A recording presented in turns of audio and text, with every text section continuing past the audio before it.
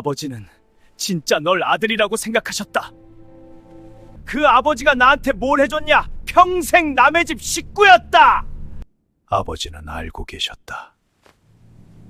찾아와 주셔서 감사합니다. 구독과 좋아요는 큰 힘이 됩니다. 그럼 이야기 시작합니다. 피에 젖은 사내가 장터 한복판에 무릎을 꿇고 있었습니다. 경상도 밀양이었지요. 등에는 곤장 자국이 선명하였고 옷은 피로 젖어 있었습니다. 장터 사람들이 멈춰 서서 바라보았으나 아무도 다가오지 않았지요. 한낮이었습니다. 볕이 장터 흙바닥을 달구고 있었고 공기 속에 피 비린내가 섞여 퍼지고 있었지요. 파리가 사내의 등 위를 맴돌았으나 사내는 손짓 한 번 하지 않았습니다. 장터 좌판 뒤에서 안악 둘이 고개를 맞대었지요. 사또 앞에서 곤장 맞은 사람한테 괜히 말 걸었다가 엮이면 어쩌려고. 저 사람 혹시 기와골 서씨 집안 아들 아닌가. 서씨 집안이 어딨어. 그 집은 7년 전에 다 탔잖수. 안악의 목소리가 바람에 실려 장터 위를 떠돌았으나 사내의 귀에는 닿지 않는 것 같았지요. 엿장수가 먼 발치에서 혀를 찼습니다. 지게꾼 하나가 발걸음을 멈추었다가 고개를 돌리고 지나갔지요. 누구도 한 발자국 다가오지 않았습니다. 관가에서 매 맞은 사람 곁에 서면 제 등에도 매가 오는 세상이었으니까요. 사내의 이름은 선악주였습니다. 31살 머리카락은 먼지와 핏물로 뒤엉켜 있었고 두 눈은 땅을 향하고 있었지요. 그런데 그 입가에 웃음이 걸려 있었습니다. 맞고 쓰러진 사내가 웃고 있었으니 사람들이 더 무서워한 것이었지요. 포목전 주인이 가게 안으로 몸을 숨기며 중얼거렸습니다. 미친 사람인가? 곤장 30대를 맞고 웃는 사람은 처음 보오. 국밥집 노파가 문틈으로 내다보며 입술을 깨물었지요. 저 눈을 좀 보수 웃고 있는 것이 아니요. 이를 악물고 있는 것이요. 선악주의 품 안에는 종이 한 장이 들어 있었습니다. 누구에게도 보여준 적 없는 것이었지요. 7년 전 불탄 집터에서 꺼낸 것이었습니다. 반쯤 탄 종이의 끝에는 글씨가 남아 있었으니 그것은 아버지의 필체였습니다. 사내의 손이 저도 모르게 가슴 쪽으로 올라갔습니다. 종이가 거기 있는지 확인하듯 옷깃을 쥐었지요. 피에 젖은 천 아래에서 종이의 모서리가 손끝에 닿았습니다. 그제야 입가의 웃음이 조금 더 깊어졌지요. 그날 밤 선악주는 장터 뒤편 빈 우사 안에 몸을 웅크리고 앉아 있었습니다. 등의 상처에서 피가 멈추지 않았으나 사내는 신경 쓰지 않았지요. 우사 안에는 마른 집 냄새와 오래된 쇠똥 냄새가 뒤섞여 있었습니다. 바람이 판자 틈으로 들어와 사내의 젖은 등을 훑었지요. 살이 벌어진 자리마다 바람이 파고들 때마다 근육이 움찔하였으나 사내의 표정은 변하지 않았습니다. 품에서 종이를 꺼내 달빛에 비추었습니다. 구름 사이로 빠져나온 달빛이 우사 안으로 한 줄기 들어왔지요. 반쯤 타버린 종이 위에 남아있는 글씨. 낙주에게 창고 아래 장부가. 그 뒤는 불에 타 사라져 있었습니다. 종이 끝이 검게 말려 있었고 손가락으로 만지면 부스러질 것 같았지요. 선악주는 그 종이를 다시 품에 넣었습니다. 7년 동안 하루도 빠짐없이 읽은 글씨였지요. 비가 오는 날이면 옷 속에 넣어 체온으로 말렸고 강을 건널 때면 머리 위에 이고 건넜습니다. 글씨가 번지지 않게 기름종이로 감싸두었으나 그래도 꺼내 읽을 때마다 손이 떨렸지요. 사내의 눈이 어둠 속에서 빛났습니다. 우사 밖에서 들개 한 마리가 낑낑거리며 지나갔고 먼 곳에서 야경을 도는 군졸의 발소리가 희미하게 들려왔지요. 사내는 움직이지 않았습니다. 어둠 속에서 눈만 빛나고 있었지요. 과연 7년 전 그 밤에 무슨 일이 있었던 것일까요? 후킹클립 권장 구간 시작 피에 젖은 사내가 장터 한복판에 무릎을 꿇고 있었습니다. 경상도 밀양이었지요. 후킹클립 권장 구간 끝. 과연 7년 전 그 밤에 무슨 일이 있었던 것일까요? 선악주의 아버지 서판수는 밀양에서 이름난 목물상인이었습니다. 목재를 다루는 일이었지요. 산에서 나무를 베어내리고 관가에 납품하고 큰 고을의 건축에 자재를 대는 일이었습니다. 대대로 내려온 가업이었고 서판수 대에 이르러 사업이 크게 불었지요. 장터 어른들이 말하곤 하였습니다. 밀양에서 나무하면 서판수요. 서판수 하면 나무짓 딴 사람이 있겠소. 밀양 남쪽 기와골에 서판수의 집이 있었습니다. 기와를 얹은 8칸 집이었고 뒤편에 목재 창고 3동이 늘어서 있었지요. 창고마다 소나무와 참나무와 느티나무가 크기별로 쌓여 있었고 나무 냄새가 골목까지 퍼졌습니다. 장터 사람들은 서대인 집 근처만 가면 산에 온 것 같다 하였지요. 서판수에게는 아들이 하나 있었으니 낙주였습니다. 장터 어귀에서 안악들이 말하곤 하였지요. 서대인 아들은 순하디 순해서 파리 한 마리도 못 잡겠다 하였습니다. 그리고 집안에 한 사람이 더 있었지요. 조태겸이라는 청년이었습니다. 태겸은 서판수의 먼 친척 집안에서 온 아이였습니다. 부모를 일찍 여의고 10살에 서판수의 집으로 들어왔지요. 처음 들어오던 날, 태겸은 대문 앞에서 신발도 벗지 못하고 서 있었습니다. 서판수가 직접 나와 손을 잡아 이끌며 말하였지요. 오늘부터 여기가 내 집이다 들어오너라.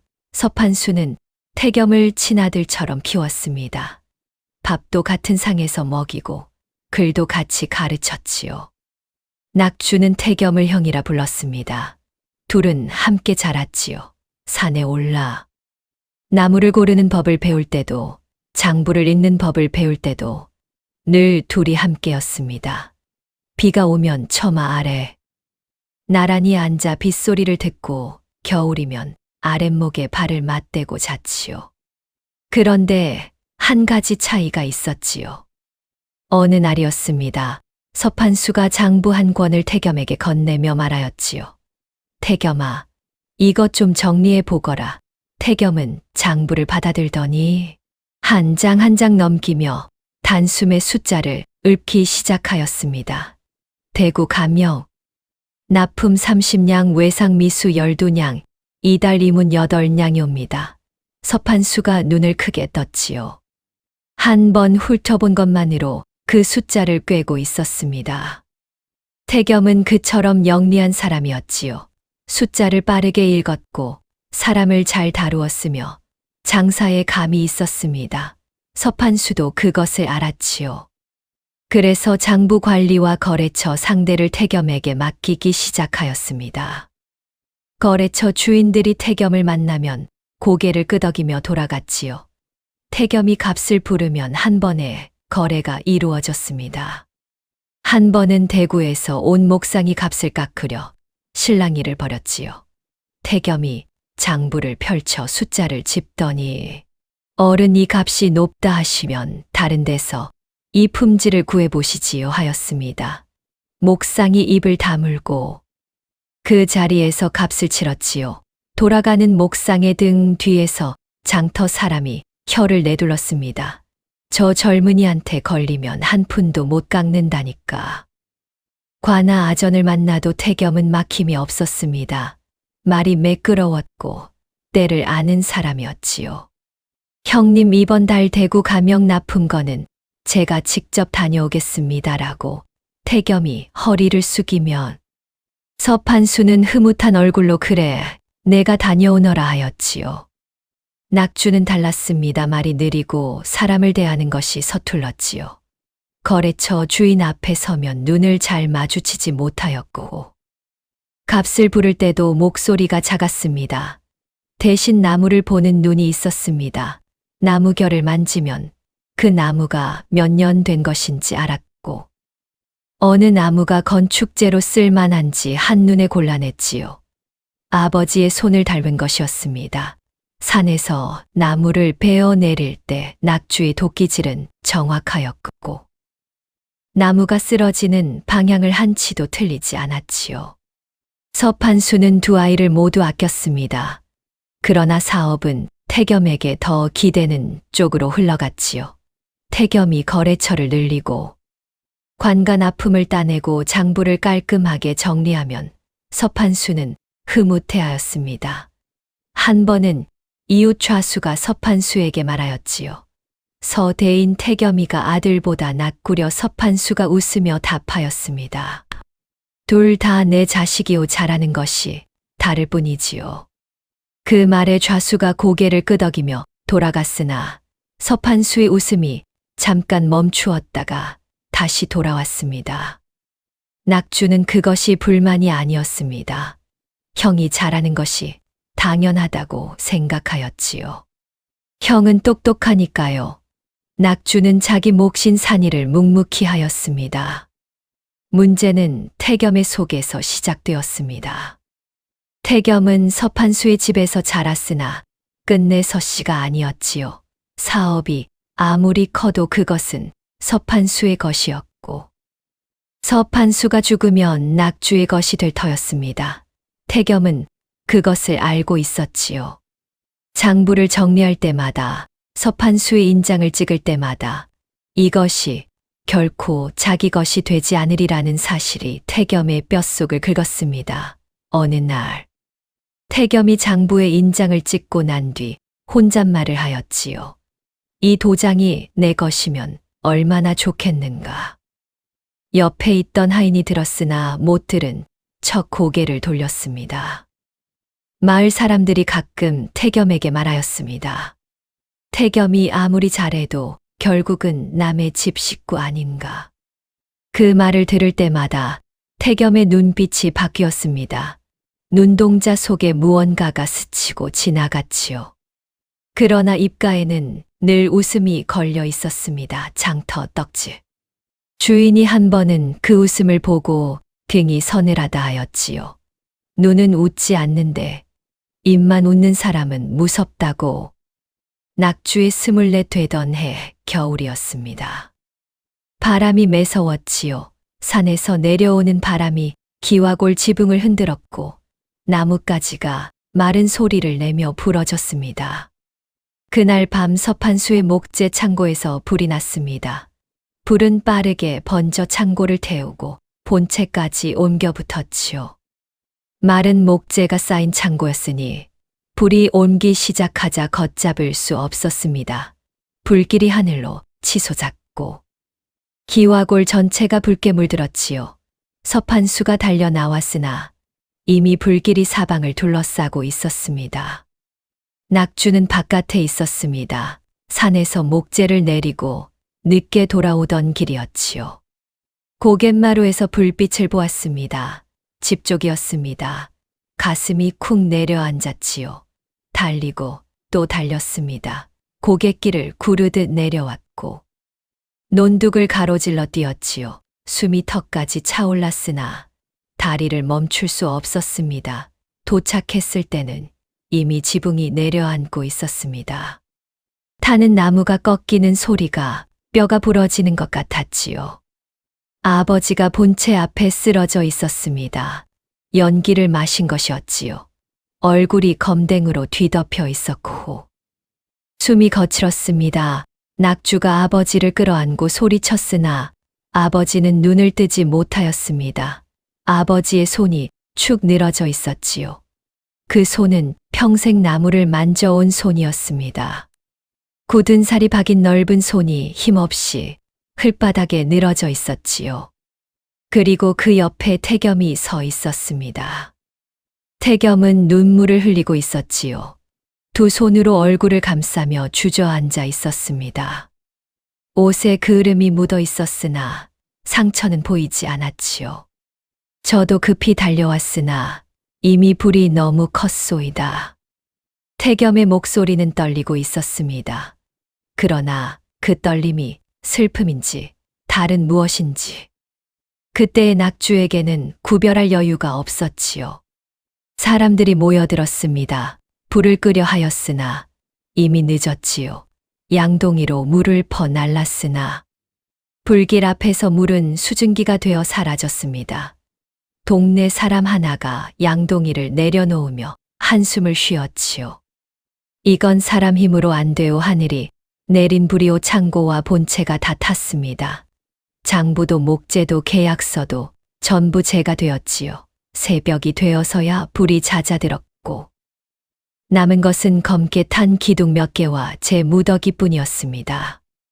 아버지 서판수는 닷새를 앓다가 세상을 떠났습니다. 연기를 너무 많이 마신 것이었지요. 마지막 이틀은 눈도 뜨지 못하였고 숨을 쉴 때마다 가슴에서 끓는 소리가 났습니다. 낙주가 곁을 지켰지요. 아버지의 손을 잡고 앉아 있었습니다. 그 손이 점점 차가워지는 것을 느끼면서 낙주는 아버지의 장례를 치르며 한 가지 이상한 점을 느꼈습니다. 불이 난 밤 태겸이 집에 없었다는 것이었지요. 태겸은 급히 달려왔다 하였으나 낙주가 고갯마루에서 불빛을 보고 달려오는 동안 태겸은 이미 집 앞에 서 있었습니다. 바깥에 있었다면 낙주보다 먼저 도착할 수 없는 거리였지요. 고갯마루에서 기와골까지 반 리가 넘었고 후 낙주는 죽을 힘을 다해 뛰었습니다. 태겸이 바깥에서 달려왔다면 낙주보다 먼저 도착하는 것은 불가능하였지요. 그러나 낙주는 그때 그 생각을 입 밖에 내지 못하였습니다. 형을 의심한다는 것 자체가 낙주에게는 불가능한 일이었으니까요. 같은 상에서 밥을 먹고 같은 아랫목에서 잠든 사람을 의심한다는 것은 자기가 살아온 시간 전체를 부정하는 일이었습니다. 장례가 끝나고 일이 벌어졌습니다. 태겸이 관아에 문서를 냈지요. 서판수가 생전에 사업 일체를 태겸에게 넘기겠다는 양도 문서였습니다. 서판수의 인장이 찍혀 있었지요. 낙주는 그 문서를 보고 멍하였습니다. 아버지가 그런 문서를 쓸 리가 없소이다. 그러나 인장은 진짜였습니다. 관아에서도 문서를 유효하다 판정하였지요. 아전이 문서를 들여다보고 인장을 대조하는 동안 낙주는 마루 아래에 서서 주먹을 쥐고 있었습니다. 낙주가 관아에 호소하였습니다. 이것은 위조이옵니다. 아버지는 그런 문서를 쓴 적 없소이다. 아전이 낙주를 내려다보았습니다. 눈에 동정도 관심도 없었지요. 증거가 있소. 인장이 찍혀 있고 문서가 있는데 뭘 더 되겠소. 낙주에게는 증거가 없었습니다. 장부도 계약서도 전부 불에 탔으니까요. 아버지의 말씀도 아버지의 뜻도 전부 제가 되었습니다. 그뿐이 아니었습니다. 태겸은 마을 사람들에게 말을 돌리기 시작하였지요. 서판수 어른이 생전에 낙주는 사업을 이을 그릇이 못 된다 하셨소. 내가 물려받는 것이 어른의 뜻이오. 마을 사람들이 고개를 끄덕였습니다. 실제로 태겸이 사업을 더 잘 꾸려온 것은 사실이었으니까요. 장터 어귀에서 사람들이 수군거렸지요. 서판수 어른도 속으로는 태겸이를 더 믿었을 거오. 낙주는 순하기만 하지 장사 그릇은 아니었으니 낙주를 편드는 사람은 없었습니다. 서판수의 오래된 하인 막동이만이 낙주 곁에 남았지요. 막동은 서판수가 젊은 시절부터 부린 사람이었습니다. 낙주가 태어나기 전부터 그 집에 있었지요. 막동은 낙주에게 조용히 말하였습니다. 주변을 살피고 또 살핀 뒤에 목소리를 낮추었지요. 도련님, 그날 밤 제가 본 것이 있사옵니다. 태겸 도련님이 불이 나기 전에 창고 쪽에서 나오는 것을 보았사옵니다. 낙주의 손이 떨렸습니다. 막동아, 그 말을 관아에 하겠느냐? 막동은 고개를 끄덕였지요. 늙은 하인의 눈에 각오가 서려 있었습니다. 그러나 관아에 가기 전날 밤 막동이 사라졌습니다. 집에도 없고 마을에도 없었지요. 낙주가 온 마을을 뒤졌으나 흔적이 없었습니다. 사흘 뒤 산 아래 개울에서 막동의 시신이 발견되었습니다. 바위 아래 엎어져 있었지요. 실족사라 하였습니다. 관아에서 포졸이 와서 보고는 술 먹고 빠졌을 것이라 하였지요. 막동은 술을 마시지 않는 사람이었습니다. 낙주는 그때 알았습니다. 형이라 부르던 그 사내가 무엇을 한 것인지를. 그 앓은 머리에서 온 것이 아니었지요. 뱃속이 차갑게 얼어붙는 것이었습니다. 온몸에 피가 발끝으로 빠져나가는 것 같았지요. 형이라 불렀던 사람 아버지가 밥을 먹이고 그를 가르치고 이름을 불러준 사람. 그 사람이 아버지를 죽이고 막동을 죽인 것이었습니다. 그러나 증거는 없었습니다. 증인도 사라졌습니다. 집도 사업도 이름도 모두 빼앗겼지요. 낙주는 밀양을 떠났습니다. 빈손이었습니다. 가진 것이라고는 불탄 집터에서 주운 종이 한 장뿐이었지요. 반쯤 탄 아버지의 편지.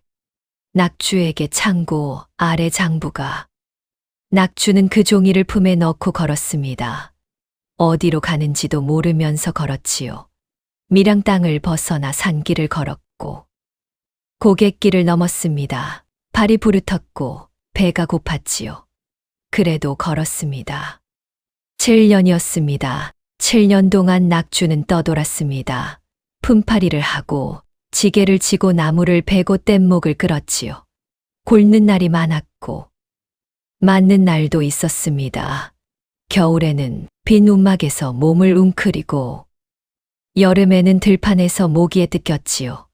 한 번은 뗏목을 끌다가 물에 빠진 적이 있었습니다. 건져준 사내가 물었지요.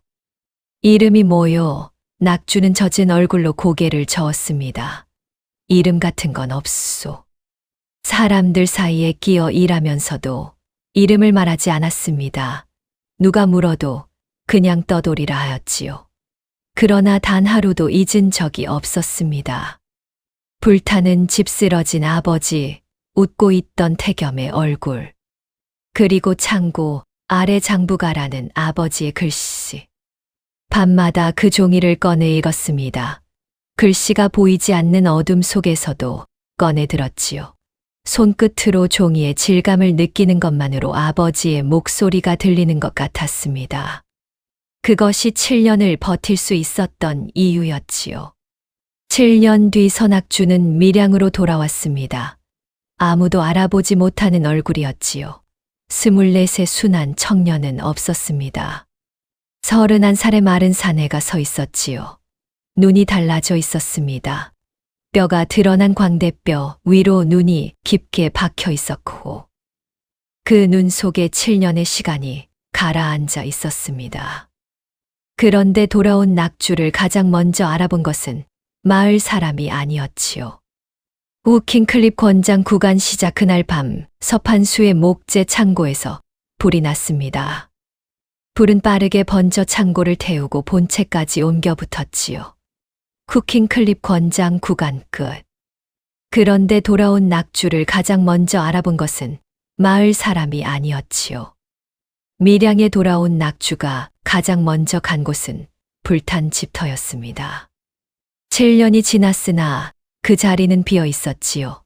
태겸이 새 집을 다른 곳에 지었기 때문이었습니다. 불탄 터는 잡초만 무성하였지요. 쑥과 엉겅퀴가 허리 높이까지 자라 있었고 무너진 돌담 사이로 칠넝쿨이 엉켜 있었습니다. 검게 탄 기둥 밑동 몇 개가 풀 사이에 박혀 있었지요. 7년 전에 불이 남긴 흔적이었습니다. 낙주는 그 자리에 한참 서 있었지요. 풀벌레 소리가 사방에서 울었고 바람이 잡초를 흔들었습니다. 낙주는 밤을 기다렸습니다. 달이 구름에 가려진 밤이었지요. 삽 하나를 들고 집터로 갔습니다. 장터 뒤편 빈 오두막에서 빌린 녹슨 삽이었지요. 창고가 있던 자리를 찾았습니다. 칠넝쿨을 손으로 걷어내고 풀을 밀어냈지요. 불에 탄 기둥 밑동이 아직 남아 있었습니다. 손으로 만져보니 기둥의 나뭇결이 손끝에 남았지요. 소나무였습니다. 아버지가 직접 골라 세운 기둥이었지요. 낙주는 파기 시작하였습니다. 창고 아래 아버지가 남긴 글씨였지요. 창고 아래에 무언가가 있다는 뜻이었습니다. 한자, 두자, 세자 돌이 나오고 흙이 쏟아지고 낙주의 손바닥이 갈라졌지요. 삼날이 돌에 부딪힐 때마다 쇠울리는 소리가 어둠 속에 퍼졌습니다. 누가 들을까봐 멈추었다. 다시 파기를 반복하였지요. 손등에 피가 배었고 손톱 밑에 흙이 끼었습니다. 그래도 멈추지 않았습니다. 땀이 등을 타고 흘러 허리춤을 적셨지요. 내 자재에서 삽이 무언가에 부비쳤습니다. 돌과는 다른 둔탁한 소리였지요. 나무 상자였습니다. 흙을 걷어내고 꺼내었습니다. 상자가 무거웠지요.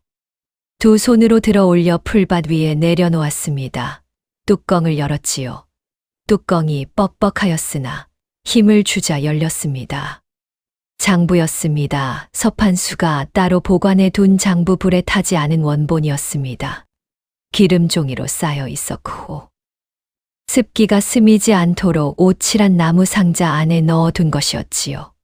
거래 내역이 빼곡하게 적혀 있었고 서판수의 필체였습니다. 낙주는 그 글씨를 알아보았지요. 아버지의 손붓을 쥐면 오른쪽으로 살짝 기울어지는 버릇 획이 끝날 때마다 붓끝을 힘주어 눌러 맺는 그 필체. 그리고 그 안에 문서 한 장이 더 있었습니다. 낙주에게 사업 일체를 물려준다는 서판수의 유언장이었습니다. 인장이 찍혀 있었지요. 진짜 인장이었습니다. 아버지 여기에 있었습니까? 낙주의 목소리가 어둠 속으로 새어 나갔습니다. 대답은 없었지요. 바람만 잡초를 흔들었습니다. 장부를 쥔 손가락이 파르르 떨려 종이가 바스락거렸지요. 아버지는 알고 있었던 것이었습니다. 태겸이 무언가를 꾸미고 있다는 것을. 그래서 진짜 장부와 진짜 유언장을 따로 숨겨둔 것이었습니다. 창고 아래 내자 깊이의 아들만이 찾을 수 있도록. 그런데 장부를 넘기던 낙주의 손이 멈추었습니다. 장부 뒷부분에 적혀 있는 내용이었지요. 관한 아품 목재 대금 중 3분의 1이 태겸 개인 장부로 빠져 있었습니다.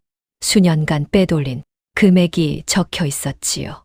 날짜별로 금액이 기록되어 있었고 어느 거래에서 얼마가 빠졌는지 상세하였습니다. 낙주의 손가락이 숫자 위에서 멈추었지요. 한 줄 한 줄 읽을 때마다 심장이 무거워졌습니다. 태겸은 서판수 밑에서 일하면서 돈을 빼돌리고 있었던 것이었습니다. 낙주가 중얼거렸지요. 형이 이러고 있었소이까. 아버지가 살아 계실 때부터 서판수는 그것을 알고 장부에 기록해 두었으나 태겸을 직접 내치지는 못하였지요. 친아들처럼 키운 사람이었으니까요. 장부 여백에 서판수가 적어둔 글씨가 있었습니다. 태겸에게 기회를 주고자 하나. 돌아오지 않으면 낙주에게 맡긴다. 낙주는 그 글씨를 읽고 장부를 덮었습니다. 손이 떨려 장부가 흘 위에 떨어질 뻔하였지요. 아버지는 끝까지 형을 자식으로 보았던 것이었습니다. 그 글씨의 끝이 번져 있었지요. 붓을 든 손이 떨렸던 것이었습니다. 낙주는 장부를 품에 안고 한참을 앉아 있었습니다. 풀벌레 소리가 멀어졌다 가까워졌다 하였지요. 아버지 형을 믿으셨기에 이렇게 된 것이었지요. 바람이 잡초를 흔들었습니다. 대답은 없었지요. 낙주는 장부와 유언장을 옷 안에 깊이 넣었습니다. 가슴에 바짝 붙여 넣었지요. 종이의 모서리가 살갗에 닿았습니다. 그 차가움이 각오처럼 느껴졌지요. 그리고 집터를 빠져나왔습니다. 다음 날부터 낙주는 움직이기 시작하였습니다. 밀양장터에서 목수 일자리를 구하였지요. 이름을 바꾸었습니다. 누구도 선악주라고 부르지 않았지요. 그저 주삼이라는 떠돌이 목수였습니다. 키가 중간이고 말이 없고 일을 잘하는 목수 사람들은 그 이상 관심을 두지 않았지요. 낙주는 태겸의 사업이 어떻게 돌아가는지 살피기 시작하였지요. 7년 사이 태겸은 밀양에서 가장 큰 목물 상인이 되어 있었습니다. 서판수의 사업을 그대로 이어받아 2배, 3배로 불린 것이었지요. 장터 국밥집 주인이 혀를 내두르며 말하였습니다. 조대인이 손가락 하나 까딱하면 밀양장터가 멈춘다오 관아 납품도 독점하고 있었고 부사와도 가까웠습니다. 부사의 잔치에 불려가고 부사의 생일에 선물을 보내는 사이였지요. 마을 사람들이 태겸을 조대인이라 불렀습니다. 큰 집에 살고 하인이 10명이 넘었지요. 장터에서 가장 좋은 자리에 가게를 내고 있었습니다. 장터를 지나는 사람들이 태겸의 가게 앞에서 고개를 숙였지요. 안악들이 수군거렸습니다. 조대인 덕에 장터가 먹고 산다 하였지요. 낙주는 목수로 일하며 태겸의 목재 창고에 출입하게 되었지요. 창고 수리를 맡은 것이었습니다. 낡은 석가래를 바꾸고 기둥을 보강하는 일이었지요. 그 안에서 낙주는 태겸의 현재 장부를 볼 수 있었습니다. 물론 직접 보지는 못하였습니다. 장부는 안쪽 방에 보관되어 있었지요.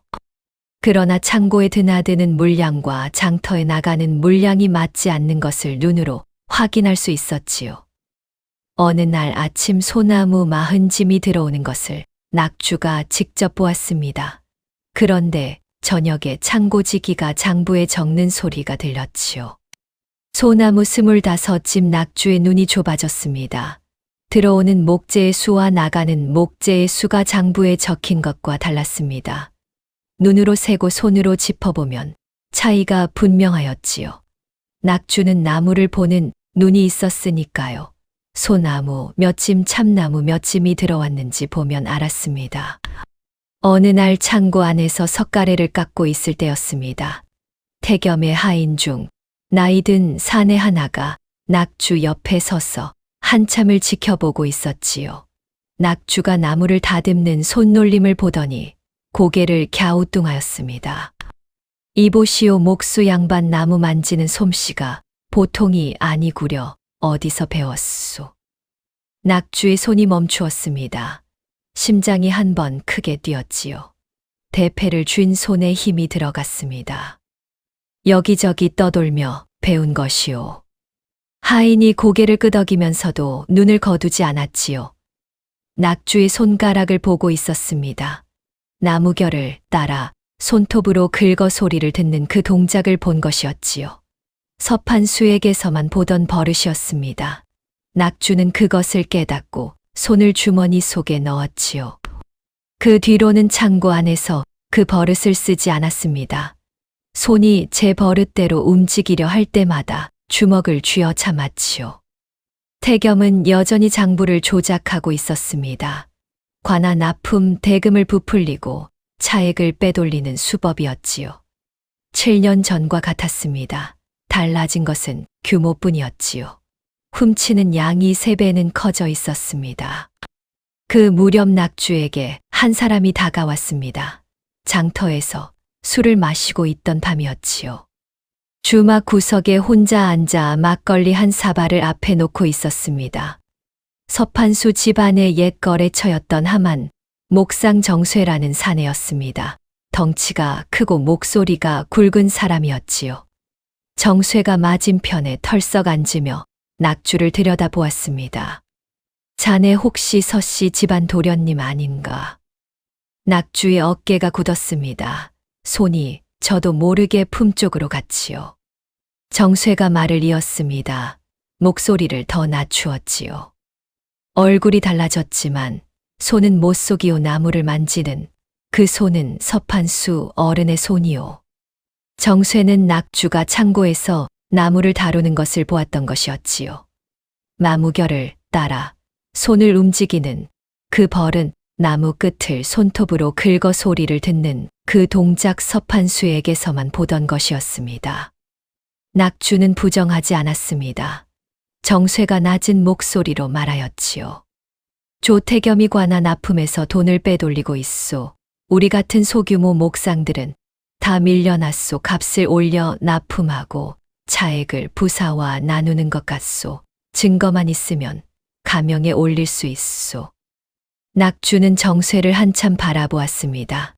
주막의 불빛이 흔들리고 있었고 먼 자리에서 취객이 노래를 부르고 있었지요. 증거는 내가 만들겠소. 정쇠가 고개를 끄덕였지요. 두 사람 사이에 술잔이 놓여 있었으나 아무도 잔을 들지 않았습니다. 그 뒤로 낙주와 정쇠는 조용히 손을 잡았습니다. 정쇠는 바깥에서 태겸의 거래처 정보를 모았고 낙주는 안에서 창고 출입 물량을 기록하였지요. 밤마다 오두막에서 숫자를 대조하였습니다. 촛불 아래에서 아버지의 장부와 자신이 기록한 숫자를 나란히 놓고 비교하였지요. 보름이 지나자 윤곽이 잡히기 시작하였습니다. 차액이 어디로 갔는지도 보이기 시작하였지요. 그곳이었습니다. 하나는 부사에 관하였고 다른 하나는 태겸의 개인 창고였지요. 낙주는 밤마다 기록을 정리하였습니다. 아버지가 남긴 장부와 자신이 모은 기록을 대조하였지요. 7년 전의 횡령과 지금의 횡령이 같은 수법이라는 것을 증명하는 것이 목적이었습니다. 그런데 문제가 생겼습니다. 장터에서 소문이 돌기 시작한 것이었지요. 조대인 창고에 들어가는 목수가 뭔가를 캐고 다닌다 하더라. 장터 국밥집에서 시작된 소문이었습니다. 창고지기가 술자리에서 흘린 말이었지요. 그 목수가 일하다 말고 물량을 세고 있더라. 눈이 보통 눈이 아니더라. 소문은 빠르게 태겸의 귀에 들어갔습니다. 장터에서 태겸의 귀까지는 반나절이면 충분하였지요. 어느 날 저녁이었지요. 낙주가 숙소로 돌아오니 방이 뒤집혀 있었습니다. 이불이 뒤집어져 있었고 옷가지가 바닥에 흩어져 있었지요. 마루 밑틈새까지 뒤진 흔적이 있었습니다. 누군가 들어온 것이었지요. 다행히 장부와 유원장은 몸에 지니고 있었습니다. 가슴에 품고 다녔으니까요. 그러나 밤마다 정리하던 기록 일부가 사라져 있었지요. 날짜별 물량 기록 3장이 없었습니다. 낙주의 등에 식은땀이 흘렀습니다. 옷 안쪽이 축축해졌지요. 바깥에서 바람 소리가 들렸고 어딘가에서 개 짖는 소리가 났습니다. 낙주는 움직이지 않았지요. 어둠 속에서 뒤집힌 방을 바라보며 숨을 고르고 있었습니다. 그리고 이틀 뒤 태겸의 사람들이 낙주를 찾아왔습니다. 내 잣재에서 삽이 무언가에 부딪혔습니다. 돌과는 다른 둔탁한 소리였지요. 그리고 이틀 뒤 태겸의 사람들이 낙주를 찾아왔습니다. 사내 셋이었습니다. 낙주의 숙소 문을 발로 찼지요. 문짝이 안으로 밀리며 먼지가 일었습니다. 조대인이 부르신다. 따라오시오. 거부할 수 있는 상황이 아니었습니다. 사내들의 손에 몽둥이가 들려 있었지요. 낙주는 끌려가듯 태겸의 집으로 갔습니다. 사내 하나가 앞에서 걸었고 둘이 양옆에서 낙주의 팔을 잡았지요. 골목을 지날 때 사람들이 보았으나 고개를 돌렸습니다. 넓은 대청마루에 태겸이 앉아 있었습니다. 7년 만에 마주하는 얼굴이었지요. 태겸은 살이 올라 있었습니다. 턱선이 둥그러졌고 옷감이 좋았지요. 손가락에 옥반지가 끼워져 있었습니다. 태겸은 낙주를 보고도 표정이 변하지 않았습니다. 아니, 웃고 있었지요. 장터 떡집 주인이 무서워하던 바로 그 웃음이었습니다. 앉아라. 낙주는 마루 아래에 서서 태겸을 올려다보았습니다. 대청마루와 마당의 높이 차이만큼 두 사람 사이에 거리가 있었지요. 태겸은 위에서 내려다보고 있었고 낙주는 아래에서 올려다보고 있었습니다. 7년 전 같은 상에서 밥을 먹던 사이가 그 높이만큼 벌어져 있었지요. 태겸이 천천히 입을 열었습니다. 주삼이라 하였지 어디서 왔느냐? 낙주는 대답하지 않았습니다. 바람이 마당에 흙을 쓸고 지나갔지요. 태겸이 손짓하자 사내 하나가 종이 뭉치를 들고 나왔습니다. 낙주의 숙소에서 가져간 기록이었지요. 우리 창고 물량을 적어 두었더구나. 무슨 이유인지 궁금하여 불렀다. 낙주는 입을 다물었습니다. 태겸의 눈을 바라보고 있었지요. 태겸이 눈을 가늘게 뜨며 낙주를 들여다보았습니다. 마치 기억 속을 더듬듯이 낙주의 얼굴 위를 시선이 천천히 움직였지요. 광대뼈에서 턱으로 이마에서 눈으로 한참을 보더니 입가에 웃음이 거두어졌습니다. 설마. 태겸의 손이 무릎 위에서 미세하게 움직였지요. 옥반지를 낀 손가락이 한 번 오므라들었습니다. 낙주. 이름을 부르는 순간 대청마루의 공기가 바뀌었습니다. 촛불이 흔들렸지요. 사내들이 긴장하였습니다. 양옆의 사내가 몽둥이를 다시 쥐었지요. 태겸이 천천히 일어섰습니다. 일어서니 대청마루 위의 태겸이 더 크게 보였지요. 내가 살아 있었구나. 낙주가 입을 열었습니다. 형 아니 조태겸 오래간만이오. 태겸의 얼굴에 무언가가 스쳤습니다. 7년 전의 기억인지 놀라움인지 두려움인지 알 수 없었지요. 그러나 곧 원래의 표정으로 돌아왔습니다. 입가에 미소가 걸렸지요. 살아있으면 뭐 하러 돌아왔느냐. 여기에 내 것은 아무것도 없다다. 내 아버지가 남긴 것이 있소. 태겸의 눈동자가 한 번 떨렸지요. 불에 다 탔다. 남은 것은 없다. 낙주는 대답하지 않았습니다. 그저 태겸을 바라보았지요. 말없이 올려다보는 그 눈에 7년의 무게가 실려 있었습니다. 그 눈빛에 태겸이 처음으로 불편한 기색을 보였습니다. 옥반지를 낀 손이 소매 안으로 들어갔지요. 끌어내라. 사내들이 낙주의 팔을 잡았습니다. 낙주는 버티지 않았지요. 끌려나가면서도 뒤를 돌아보지 않았습니다. 발이 마당 흙을 밟는 소리만 어둠 속에 남았지요. 그것이 첫 번째 압박이었습니다. 낙주는 버텼지요. 두 번째가 왔습니다. 이튿날 낙주가 일하던 장터 목수 일자리에서 쫓겨났습니다. 태겸이 손을 쓴 것이었지요. 목수 두령에게 태겸의 하인이 찾아와 말을 전한 것이었습니다. 저 사람은 도둑이오 창고에서 물건을 빼돌렸소. 목수 두령이 고개를 숙이며 낙주에게 말하였지요. 미안하오. 조 대인한테 밉보이면 우리 모두 이를 잃수. 장터 사람들이 낙주를 의심하기 시작하였습니다. 떡집 앞에서 안악 셋이 수군거렸지요. 저 사람 창고에서 나무를 빼돌렸다 하더라. 조 대인이 직접 쫓아냈다잖소. 아무도 이를 주지 않았지요. 숙소 주인도 나가라 하였습니다. 도둑이 머물렀던 방에 다른 손님이 오겠소. 낙주는 장터 밖빈 외양간에서 잠을 자야 하였지요. 날은 집 위에 누우면 등에 곤장 자국이 집에 쓸려 아팠습니다. 먹을 것이 없었습니다. 이틀째 물만 마셨지요. 7년 전과 같았습니다. 모든 것을 빼앗기고 내몰린 그때와 다른 점이 있다면 7년 전에는 무엇을 해야 할지 몰랐고 지금은 알고 있다는 것이었지요. 그런데 더 심한 것이 왔습니다. 정쇠가 찾아온 것은 나흘 뒤였지요. 얼굴이 반쯤 부어 있었습니다. 왼쪽 눈 아래가 검붉게 멍이 들었고 입술이 터져 있었지요. 걸음도 절뚝거렸습니다. 서도련님 나를 찾아오지 마시오. 누가 그랬소? 정쇠가 고개를 숙였습니다. 부은 눈이 땅을 향하였지요.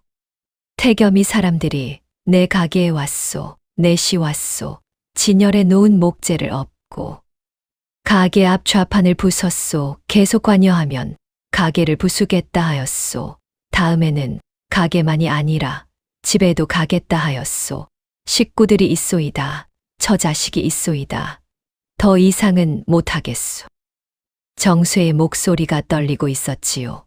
부끄러움인지 분노인지 두려움인지 구별이 되지 않는 떨림이었습니다. 낙주는 아무 말도 하지 못하였습니다. 정쇠가 떠나는 뒷모습을 보며 낙주는 주먹을 쥐었지요. 손톱이 손바닥을 파고들었으나 느끼지 못하였습니다. 유일한 조력자가 무너진 것이었습니다. 7년 전 막동이 사라진 것처럼 또 한 사람이 꺾인 것이었지요. 세 번째 압박은 낙주가 가장 약한 곳을 찔렀습니다. 태겸이 관아에 고발장을 넣은 것이었지요. 주3이라는 자가 내 창고에서 물건을 훔치고 장부를 위조하여 나를 모함하려 하였소이다. 고발장에 태겸의 인장이 찍혀 있었고 창고지기에 증언이 붙어 있었지요. 물건을 세고 다니며 수상한 행동을 하였다는 내용이었습니다. 관아에서 포졸이 왔습니다. 포졸 둘이 외양간까지 찾아왔지요. 낙주는 관아로 끌려갔습니다. 장터 사람들이 지켜보았지요. 누군가 혀를 찼습니다. 그러게 조 대인한테 덤비면 안 되는 것이오. 아전이 물었습니다. 조 대인이 고발하였소. 할 말이 있소. 낙주가 입을 열었습니다. 내가 선악주이오. 7년 전 서판수의 아들이오. 조태겸이 내 아버지의 사업을 빼앗은 것이오. 아전의 눈이 커졌습니다. 그러나 곧 고개를 저었지요. 눈에서 놀라움이 빠지고 귀찮음이 차올랐습니다. 선악주는 7년 전 밀양을 떠나 행방불명이오. 증거가 있소. 낙주는 품에 손을 넣으려 하였습니다. 장부와 유언장을 꺼내려 한 것이었지요. 손가락이 옷깃 안쪽의 종이에 닿았습니다. 그러나 손이 멈추었습니다. 지금 여기서 꺼내면 태겸이 알게 됩니다. 태겸이 알면 증거를 없애려 할 것이었지요. 관아의 아전이 태겸 편인지 아닌지도 알 수 없었습니다. 아전의 눈을 보면 알 수 있었지요. 태겸의 이름이 나왔을 때 아전의 눈이 한 번 옆으로 움직인 것을 낙주는 보았습니다. 부사와 태겸이 한 통속이라면 이 증거를 여기서 꺼내는 순간 모든 것이 끝날 수 있었지요. 장부가 압수되고 유언장이 사라지면 7년이 허사가 됩니다. 낙주는 입을 다물었습니다. 품에서 손을 뺐지요. 증거 없소. 아전의 목소리에 비웃음이 섞여 있었습니다. 곤장 30대를 맞았습니다. 등이 갈라지고 피가 흘렀지요. 형틀에 엎드린 낙주의 등 위로 곤장이 내리꽂혔습니다. 한 대, 두 대, 세 대 살이 찢기는 소리가 관아 마당에 울렸지요. 10대째에서 가죽이 벗겨졌고 20대째에서 피가 형틀 아래로 흘러내렸습니다. 30대가 끝났을 때 낙주의 등은 살점이 드러나 있었지요. 사또가 직접 내린 것이 아니라 아전이 처리한 것이었습니다. 태겸의 손이 닿은 것이 분명하였지요. 낙주는 장터에 내던져졌습니다. 등에서 피를 흘리며 무릎을 꿇은 채로 장터 흙바닥에 피가 스며들었지요. 그날 밤 낙주는 외양간에서 등의 피를 닦으며 생각하였습니다. 지프로 등을 누르면 불이 붙는 것 같았지요. 피와 지피 엉겨 붙었고 떼어낼 수도 없었습니다.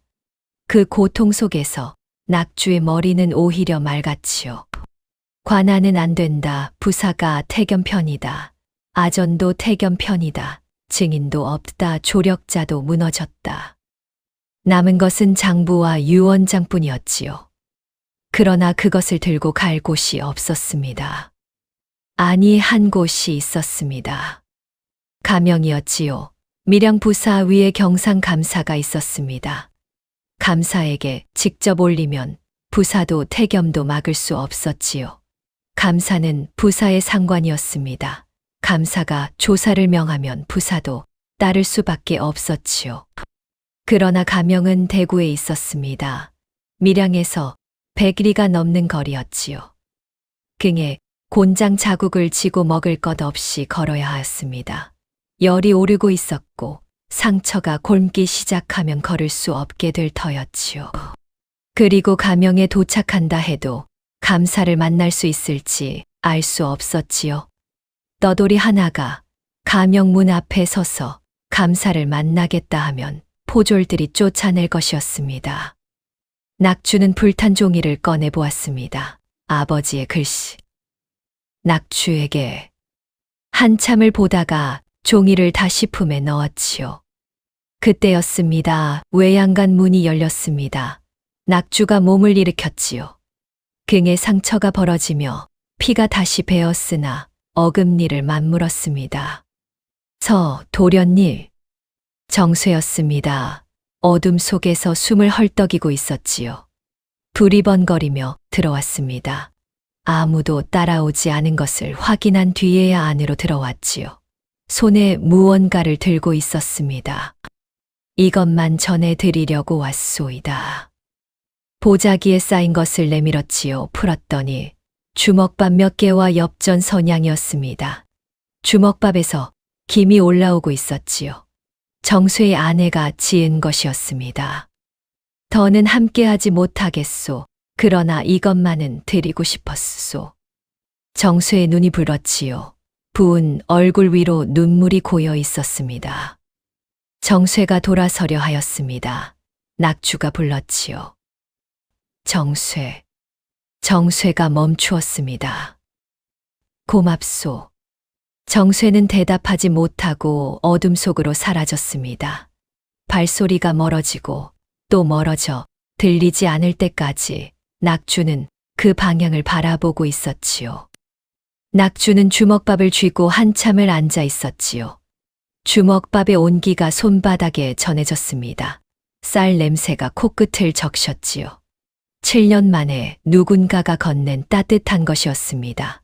그러다 일어났습니다. 등에서 피가 흘렀으나 다리에 힘을 넣었지요. 가명으로 간다 등에서 피가 흘러 발 뒤꿈치까지 적시고 있었지요.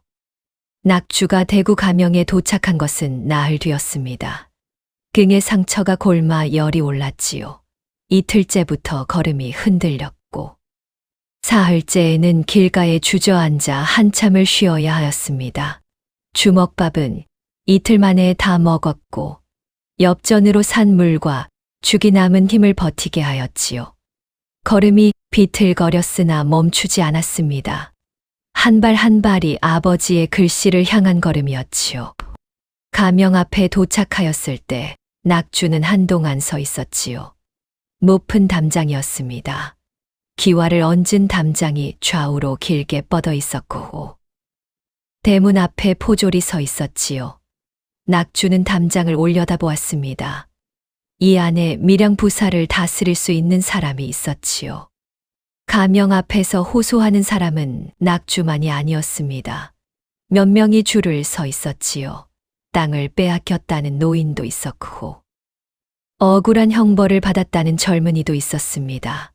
앞에 선 노인이 돌아보며 말하였지요.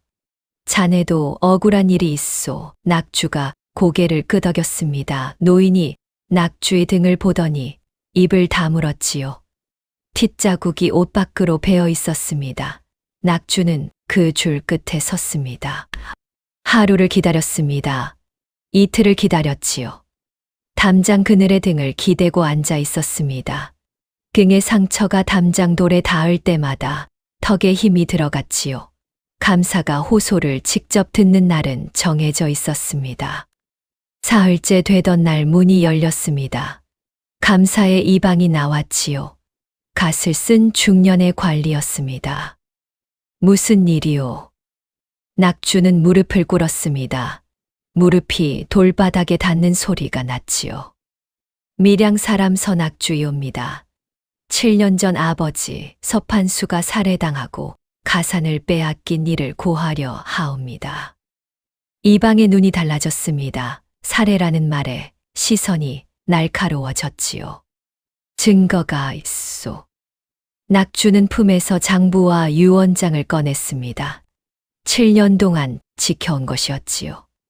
비에 젖지 않도록 기름종이에 싸고 가슴에 품어 체온으로 말리며 지켜온 종이었습니다. 낙주의 손이 떨렸으나 종이를 내미는 동작은 흔들리지 않았지요. 이방이 장부를 펼쳐보았습니다. 한참을 보더니 고개를 들었지요. 눈빛이 바뀌어 있었습니다. 감사 날있게 올리겠소 기다리시오.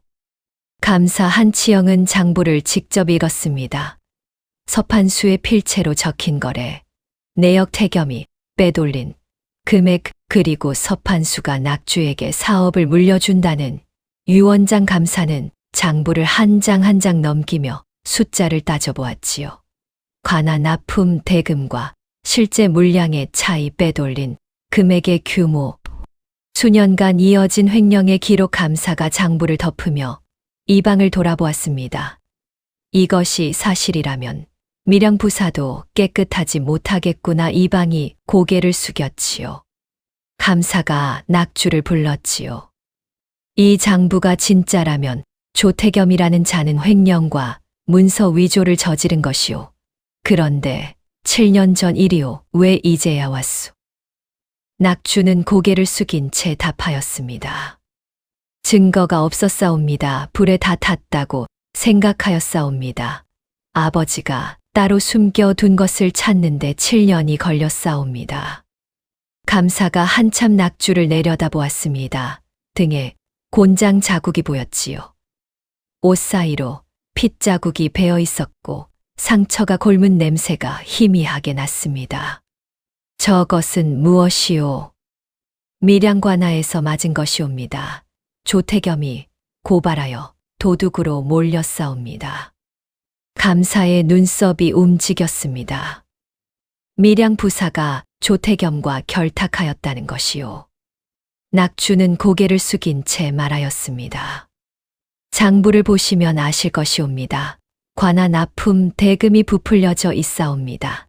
차액이 어디로 갔는지 조사하시면 드러날 것이옵니다.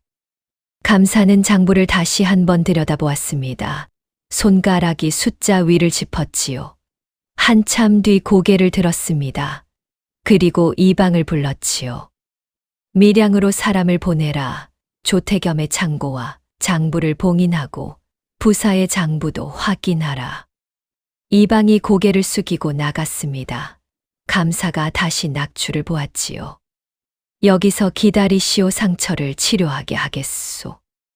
낙주는 가명 안행낭체에서 사흘을 더 기다렸습니다. 의원이 와서 등에 상처를 씻고 약을 발랐지요.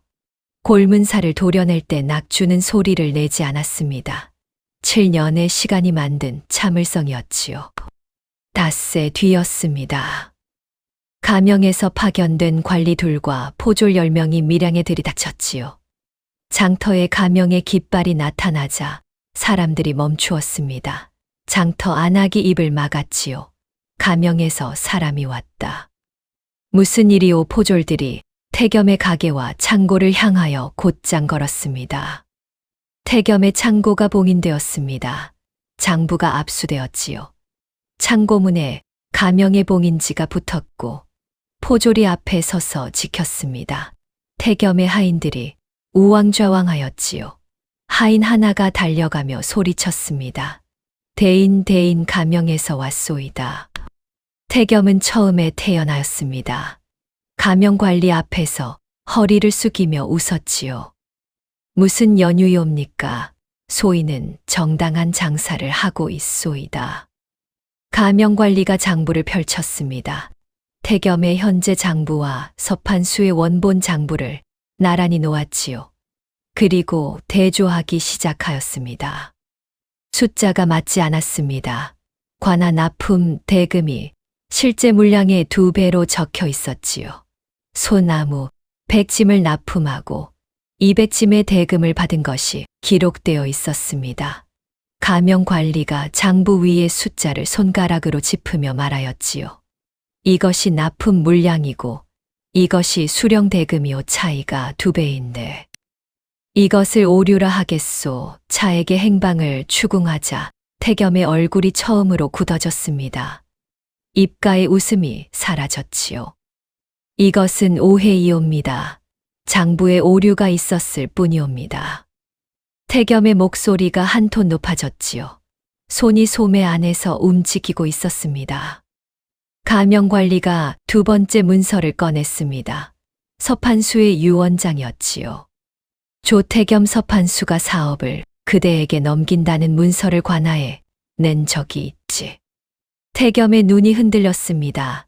눈동자가 좌우로 떨렸지요. 그런데 서판수의 친필 유원장에는 아들 선악주에게 사업 일체를 물려준다 적혀 있소.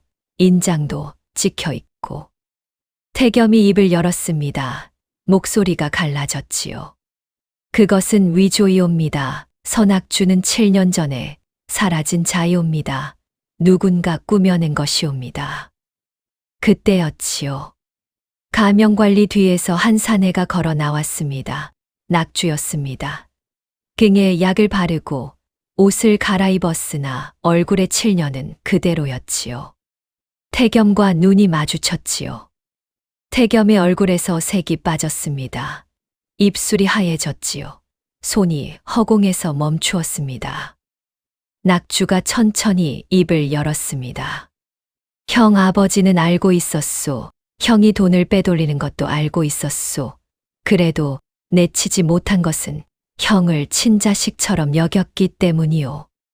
태겸의 입술이 떨렸습니다. 두 손이 주먹을 쥐었다 풀렸다 하였지요. 아버지가 따로 장부를 숨겨둔 것도 그 때문이요.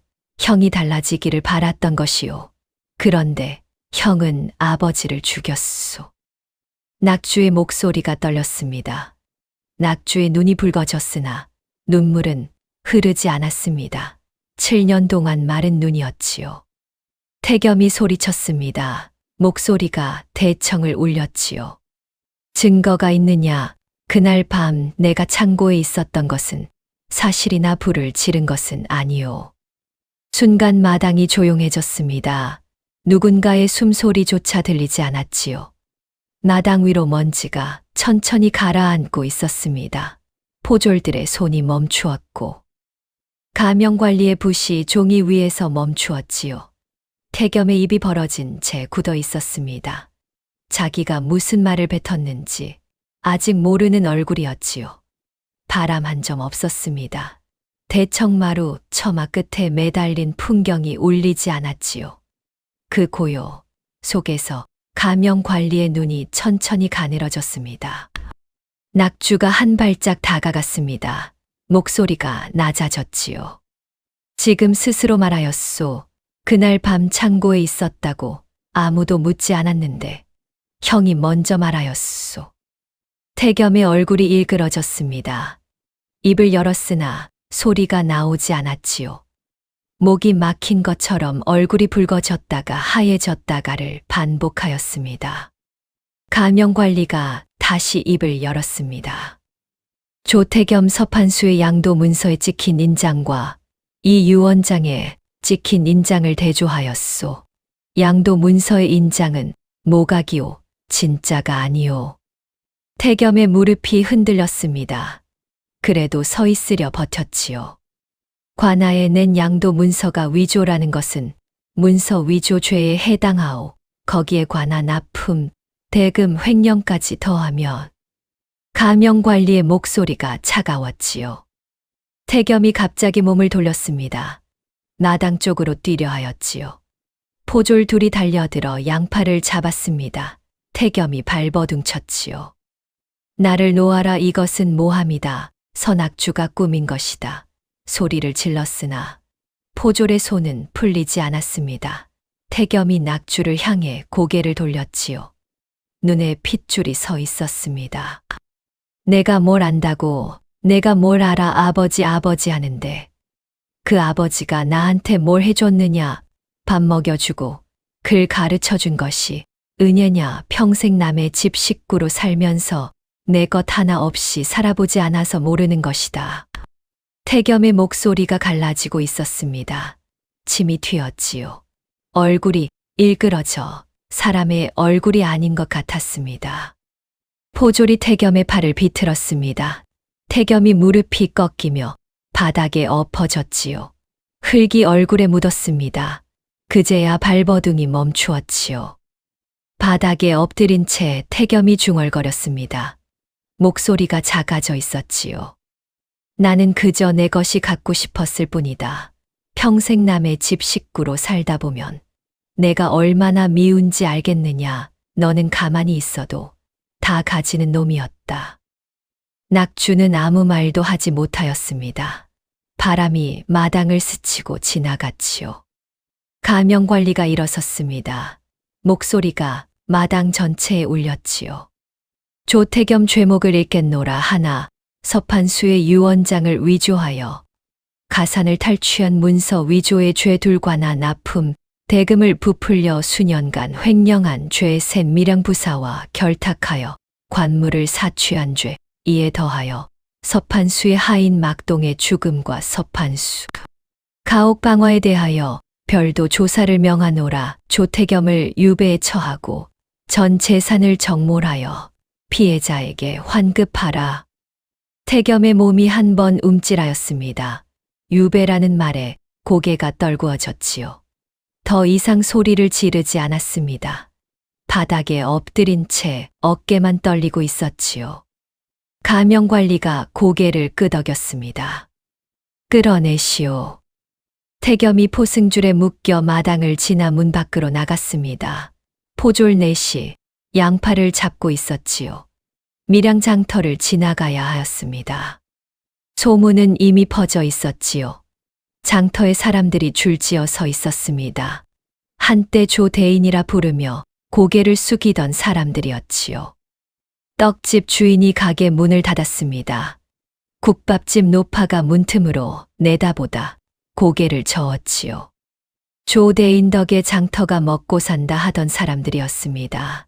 이제 아무도 그 이름을 부르지 않았지요. 엿장수가 먼 발치에서 침을 뱉었습니다. 지게꾼이 발걸음을 멈추었다가 혀를 찼지요. 그러게 언젠가는 들통이 날 일이었소. 태겸은 고개를 떨구었습니다. 아무 말도 하지 못하였지요. 밀양부사도 가명 조사에 넘겨졌습니다. 관한 납품 대금의 차액이 부사의 개인 장부에서 확인된 것이었지요. 태겸의 재산은 동결되었고 횡령한 금액은 환수 절차에 들어갔습니다. 서판수의 사업은 원래 주인에게 돌아왔습니다. 서낙주 이름으로. 그런데 낙주는 그 자리에 한참을 서 있었습니다. 태겸이 끌려가는 뒷모습을 바라보며 나는 그저 내 것이 갖고 싶었을 뿐이다. 그 말이 귀에서 떠나지 않았지요. 낙주는 밀양으로 돌아왔습니다. 불탄 집터에 다시 섰지요. 잡초가 무성한 그 자리에 사업을 되찾았으나 함께 일할 사람이 없었습니다. 아버지도 없고 막동도 없고 형이라 부르던 사람도 없었지요. 돌아온 지 사흘째 되던 날 낙주는 산 아래 개울가를 찾았습니다. 막동이 발견되었던 그 자리였지요. 바위 옆에 작은 봉분이 있었습니다. 마을 사람 누군가가 거두어 묻어준 것이었지요. 풀이 무성하게 덮여 있었고 찾는 사람이 없어 비석도 없었습니다. 낙주는 품에서 술병을 꺼내 봉분 앞에 부었지요. 막걸리가 흘 위로 스며들었습니다. 막동아, 내 덕에 여기까지 왔다. 그날 밤 내가 본 것을 내가 대신 말하였다. 이제 편히 쉬거라. 낙주의 목소리가 갈라졌지요. 바람이 개울물 소리를 실어왔습니다. 낙주는 봉분 앞에 한참을 앉아 있었습니다. 가명에서 막동의 죽음에 대한 별도 조사가 시작되었다는 소식을 들은 뒤였지요. 실족사가 아니라는 것이 밝혀질 터였습니다. 정쇠가 찾아왔습니다. 서도련님 이제 어찌 하실 것이오? 낙주는 집터를 바라보며 말하였지요. 집부터 다시 지어야겠소. 정쇠가 고개를 끄덕였습니다. 부었던 얼굴이 가라앉아 있었지요. 낙주는 직접 나무를 골랐습니다.